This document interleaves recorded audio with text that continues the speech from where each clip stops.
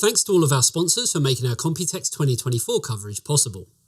We're big fans of Deepcool here at eTeknix, and it's easy to see why when you see that we actually travelled to China to see their factory the week before Computex. And don't worry, we have some epic content coming up on that soon. But first, let's talk about what they had at the show.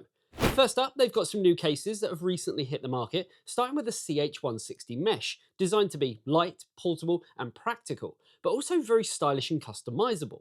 It comes with a removable handle that can be placed on the top, making it LAN friendly, and supports both horizontal and vertical orientations, with an optional base stand for vertical configurations. Now the big point of the CH160, and you'll start seeing this on other cases from them too, is in terms of customization, because it goes one step further. You can buy additional mesh or glass panels to suit your build requirements, meaning you can go for more aesthetics with the glass, or for higher end hardware or compact work systems, you can stick with a set of airflow focused mesh panels for the very best performance. There really is something for everyone. Customization doesn't stop there though. Because of the structure and the design of the ventilation on the case, Deepcool are looking to sell accessory packs of small rubber pegs that will allow you to craft the outside of the case any way you like to make your system unique to you and to add a bit of colour and flair to your system. Now if you want something I guess a little different, then next up is the CH170 Digital series.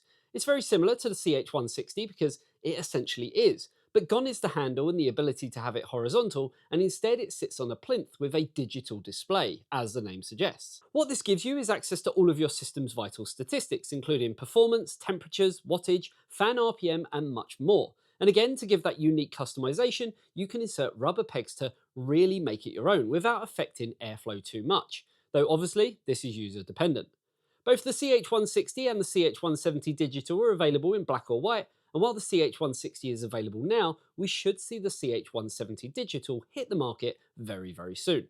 Now if you want more space and something a bit more different, you'll want to look at the CH560R.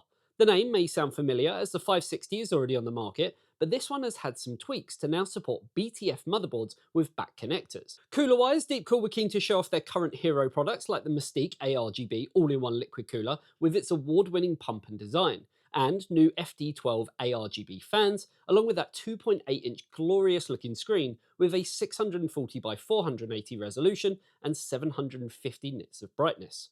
While other brands do have similar, I think I could be as bold to say that Deepcool have got it perfect with a slim block, large screen and amazing quality that's bright, vibrant and detailed. Obviously the Mystique comes at a cost, though Deepcool still remained really aggressive on their pricing and beat the competition quite clearly.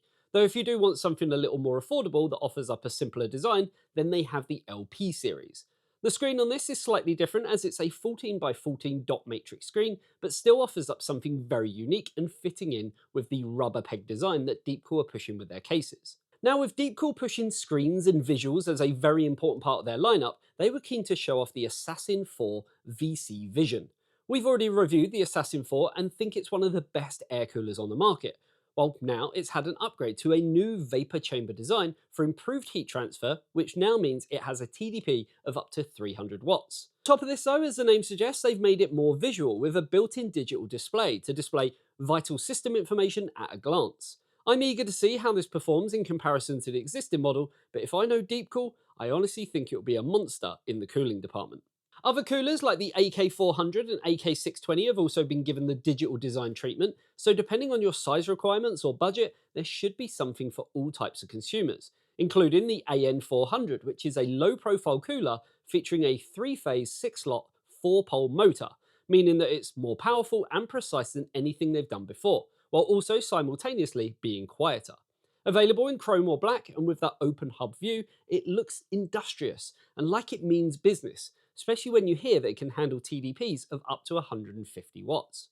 So lots of new products and some pretty sizable and hefty upgrades from Deepcool this year. We already have some of the new stuff in our offices with more on the way, so make sure you keep an eye over at eTeknix.com for lots of upcoming Deepcool content and that all-important factory tour video very soon. Hopefully you enjoyed the coverage. If you did, you know exactly what to do, and check back for lots more coverage from the show. See you later guys, bye bye.